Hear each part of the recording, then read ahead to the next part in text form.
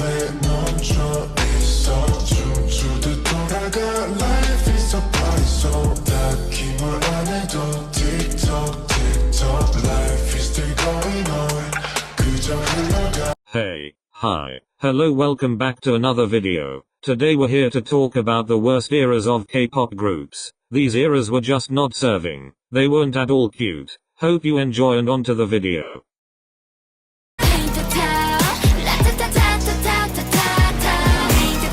There are many reasons why I think Paint the Town is LOONA's worst era. First, it aged horribly. Because I'm not even joking. Who actually goes out of their way to listen to Paint the Town out of all LOONA songs? I personally found the release to be boring. It's nothing LOONA haven't done before, so I wasn't that excited. Line distribution suck ass as usual. BBC can honestly not do their job correctly. And now they are broke. And it's affecting LOONA and their budget. Did you see the hula hoop music video? The girls don't deserve that cheap ass thing. Save LOONA. The chorus was the only really jarring part of PTT. Other than that, the bridge and verses are okay. But still not something I would listen to. And also I still don't get why they are painting the town. So they really gonna be painting the grass and supermarket? Or maybe it's a metaphor that I just can't comprehend. Now we all know that NCT Dream don't make bad music. So take this explanation with a grain of salt. Not one title track of theirs is bad, but similar to Paint the Town I found writing to be a bit generic. NCT Dream, who usually have the best concepts, come out with this. I'm like, okay. Again, the song compared to their other titles is just not exciting. Bland. Like, what am I supposed to be focusing on here? But we can't ignore those vocals though. The way Chonla, Haechan and Ranjin were singing. Gosh, it sent me to Kwangaa and back. They are such good vocalists. I usually replay a lot of NCT songs just for the vibe, and I don't really replay writing. Something about it is just off. A comeback without Mark never feels right. Also, can we actually just take a moment to appreciate Haechan? All NCT Dream members are so talented and play their part well, but Haechan is on the next level. Seriously, he is one of the pillars of NCT. Ace and ace. Period. He stood out to me a lot in writing, as well as Jimin and Jisung. So conclusion. Not a bad song, I've heard worst. But just boring, and their worst title track.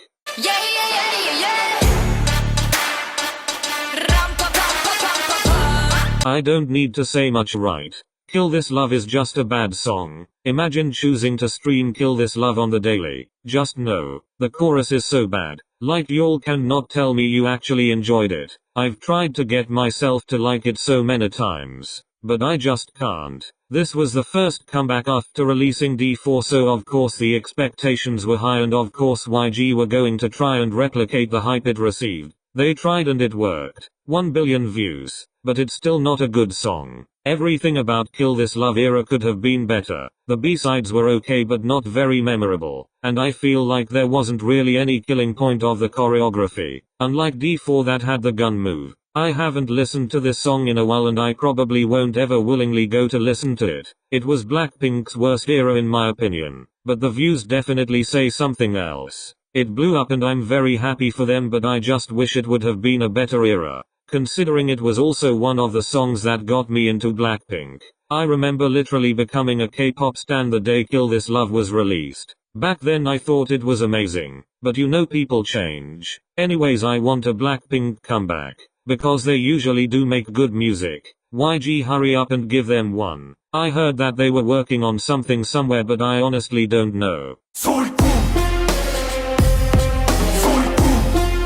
I know I said that I actually liked Thunderous, but I haven't listened to this track in ages. Usually people have songs that grow on them, and that happens to me as well, but I've been noticing that after listening to songs I liked at first, I just start to hate them. That's kinda what happened with Thunderous. It's so all over the place, they are literally spitting into the microphone. I can tell they worked hard on it, so I'm not going to trash their efforts, but I'm not gonna lie and say it was amazing as well. Unlike God's Menu, it didn't really blow up in a way that gets people talking. Again, where was the killing point? Felix's line in God's Menu and "Hey, you wanna come in back door" seemed like killing points. So why does Thunderous just fall flat? It wasn't a very interesting era either. Stray Kids are literally one of the most infamous groups, especially on TikTok. They get trashed on the daily. It's not even funny anymore. I even saw people sending Shan death threats. No, you just don't do that. It has a bad impact on any sane person's mental health.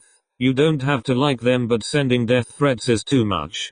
Thunderous is the worst Stray Kids era in my opinion, but I'm glad Hyunjin was able to make a comeback with them. The few songs I listened to from the album were okay but nothing special. The era as a whole gets a 4 out of 10 from me.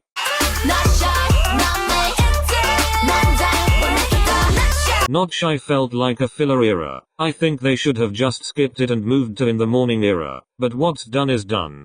Personally, I think Not Shy is ITZY's worst title track. Nothing memorable came with it. This was the era when I started stanning ITZY, so it will be memorable for that, but other than that it was just a plain era. I don't have much to say either. ITZY is my alt group, but I think this era wasn't that good. The B-sides were catchy, I liked them, but none of them really blew up and had the effect B-sides like Shoot or Nobody Like You had on K-pop stans. Also the styling was whack and the concept change was quite abrupt and I don't think it needed to happen. Call me tasteless or whatever, but Queendom has to be one of Red Velvet's worst title tracks. Compared to what they have released before, Queendom felt like they were playing safe. I personally don't think it was worth the wait and any group would be able to pull it off. See, the song wasn't bad, but to Red Velvet's standards it totally was. Red Velvet's choreographies aren't ever really a standout point of their comebacks, but with Queendom I felt more interested in the dance than the actual song, which usually doesn't happen often. The B-sides weren't that good honestly. Red Velvet make good music, but not music I can go back to and replay 50 billion times. If Queendom comes up on my playlist, will I skip it? Maybe, depending on how I feel on the day. I heard that they were having a Japanese comeback and then another Korean comeback, so I'm hoping it will be better than Queendom. I feel like I've been so mean about this comeback, but it's just not my favorite release. It's not deadly awful, but I've heard better and it's been overshadowed this year. I couldn't do all of the worst eras of K-pop groups because this video would be way too long. However, some honorable mentions of bad eras of K-pop groups would be More and More era of Twice, Sticker era of NCT 127,